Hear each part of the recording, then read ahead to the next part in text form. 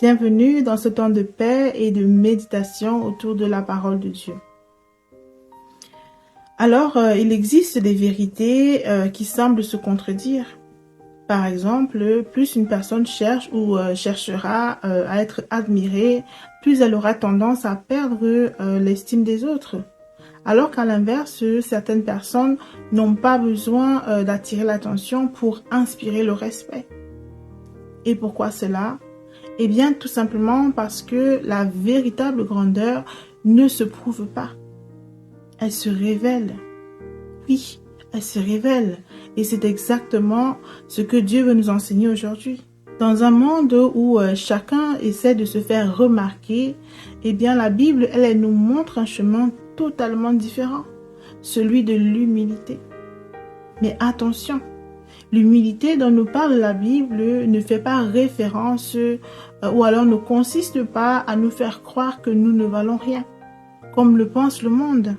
Mais elle consiste à laisser Dieu prendre la première place afin de refléter davantage le caractère de Jésus. Regardons ensemble ce que nous dit la Bible à ce sujet. Alors, Philippiens chapitre 2, versets 3 et 4, il est écrit: « Ne faites rien par esprit de parti ou par vaine gloire, mais que l'humilité vous fasse regarder les autres comme étant au-dessus de vous-même. Que chacun de vous, au lieu de considérer ses propres intérêts, considère aussi ceux des autres. » Donc je vais relire. « Ne faites rien par esprit de parti ou par vaine gloire, mais que l'humilité vous fasse regarder les autres comme étant au-dessus de vous-même. Que chacun de vous, au lieu de considérer ses propres intérêts, considère aussi ceux des autres. » Lorsque nous entendons le mot humilité, eh bien, la première pensée qui nous vient toujours à l'esprit, très souvent à l'esprit, c'est une personne qui doit constamment s'effacer, une personne qui n'ose pas parler ou qui croit constamment que les autres valent mieux qu'elle, une personne qui minimise les dons que Dieu lui a donnés. Et pourtant, ce n'est pas ce que la Bible nous enseigne. La parole de Dieu ne nous demande pas de nier notre valeur, mais elle nous demande ou encore elle nous invite à renoncer à l'orgueil. Car l'orgueil cherche toujours à être vu, l'orgueil cherche à être applaudi, à être remarqué, à avoir raison. Alors que l'humilité, quant à elle, elle cherche tout d'abord à honorer Dieu avant de chercher ou avant de rechercher sa propre reconnaissance. Et voilà toute la différence. Donc l'humilité n'est pas une mauvaise estime de soi. C'est une juste estime de Dieu. Oui. Plus nous laissons Dieu grandir dans notre cœur, moins nous avons le besoin de prouver aux autres notre valeur. D'ailleurs, les personnes les plus sûres de leur identité n'ont pas besoin de se comparer. Elles n'ont pas non plus besoin d'écraser les autres pour être remarquées ou pour se sentir importantes. Elles savent que leur valeur ne dépend pas des applaudissements des hommes, mais du regard que Dieu pose sur elles. Oui, elles savent que leur valeur dépend du regard que Dieu pose sur elles et non des applaudissements des hommes. Et lorsqu'une personne a compris cela, elle devient libre. Oui, elle devient libre d'aimer, elle devient libre de servir, libre d'encourager, elle devient même libre de reconnaître les qualités des autres sans se sentir menacée. Jésus en est d'ailleurs le parfait exemple. Nous le voyons par exemple dans Jean chapitre 13. Et nous savons à ce moment-là que Jésus savait déjà que Dieu avait tout remis entre ses mains. Il savait qu'il venait de Dieu, donc autrement dit, il connaissait son identité. Et pourtant, c'est précisément à ce moment-là qu'il prend un linge, qu'il s'agenouille et lave les pieds de ses disciples. Même ceux de Judas, qu'il savait aller le trahir quelques heures plus tard. Quel contraste, n'est-ce pas? Le roi des rois, le fils du Dieu vivant, qui choisit la place du serviteur. Non pas parce qu'il avait perdu sa dignité, ni même parce qu'il a nié ou parce qu'il a minimisé sa valeur, mais parce que son identité était tellement solide qu'il n'avait rien à prouver. Là voilà la vraie humilité.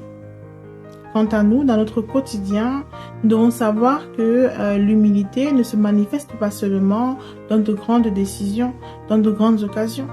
Elle se voit aussi dans des choses simples, comme par exemple reconnaître lorsqu'on s'est trompé, demander pardon lorsque c'est nécessaire, se réjouir sincèrement du bonheur ou de la réussite d'un autre, servir sans attendre d'être remarqué ou encore encourager sans attendre de compliments.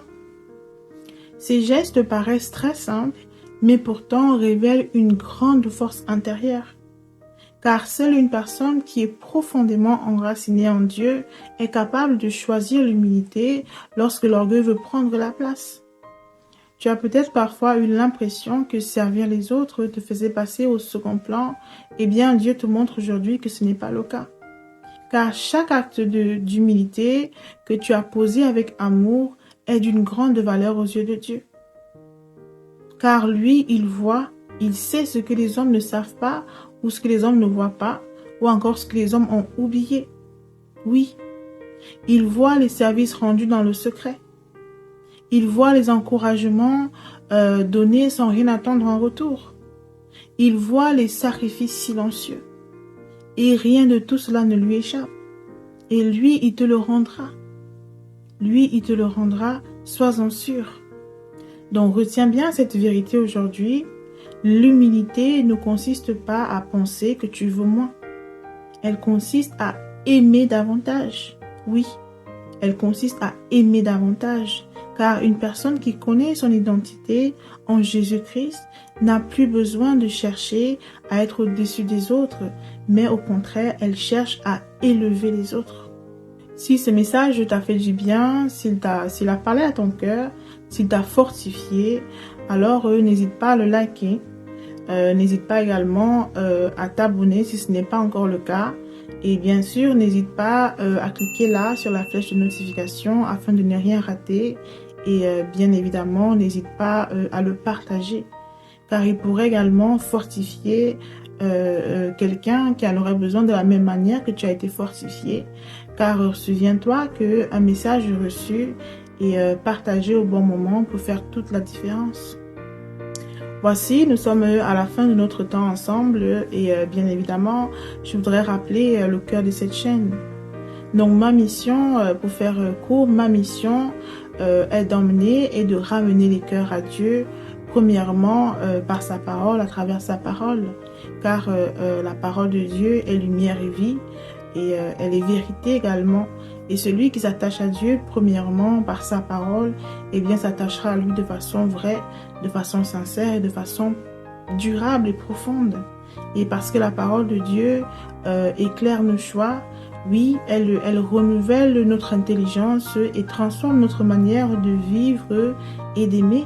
Et mon désir est que chaque méditation t'amène à te rapprocher ou à connaître Dieu davantage et à te rapprocher de lui un peu plus chaque jour. Maintenant, nous allons clôturer et prendre quelques instants pour nous rapprocher de Dieu.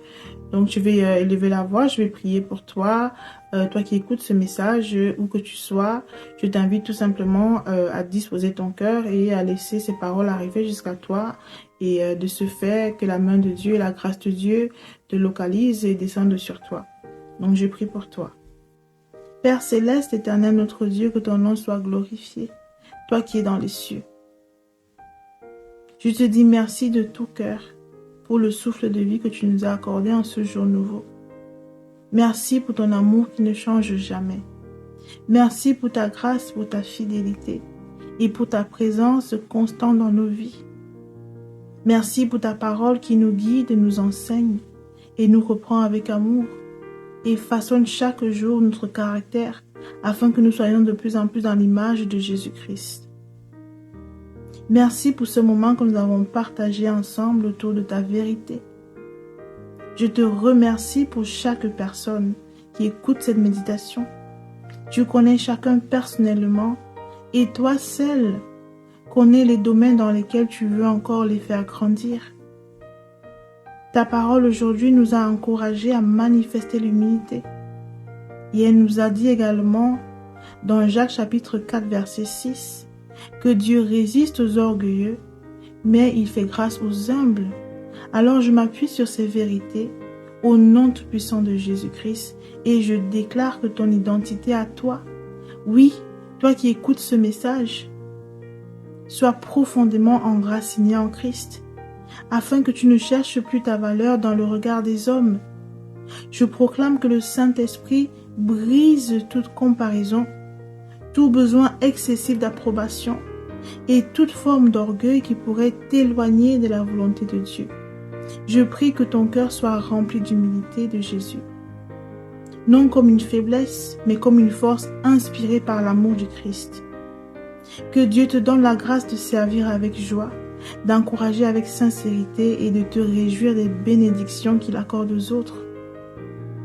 Je déclare que tu marches dans la sécurité profonde, sachant que ta valeur ne dépend pas de ce que les hommes pensent de toi, que ta valeur ne dépend pas de ce que tu accomplis, mais de celui à qui tu appartiens. Je proclame que le Seigneur fasse grandir en toi son caractère doux, humble et fidèle, afin que ta vie reflète de plus en plus le caractère de Jésus-Christ. Père, je te dis merci pour ta miséricorde. Reçois l'honneur et la gloire au nom de Jésus. Amen.